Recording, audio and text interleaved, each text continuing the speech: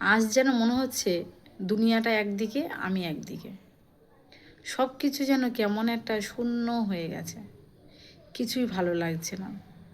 সব থেকে বড় কথা, যখন দেখি যে কাছের মানুষরা আমার দিক থেকে সরে যাচ্ছে, এর থেকে কষ্ট আর কিছু নয়। অনেকে বলে, আমি আছি তো, চিন্তা করছিস কেন? কিন্তু যখন তাদের কাছে যায়, তারা আমার পাশেই থাকে না। এর থেকে দুঃখজনক ঘটনা আর কিছু থাকতে পারে না আমার লাইফে। এত মনটাকে শক্ত করার চেষ্টা করছি, এত মনটাকে শক্ত করার চেষ্টা করছি।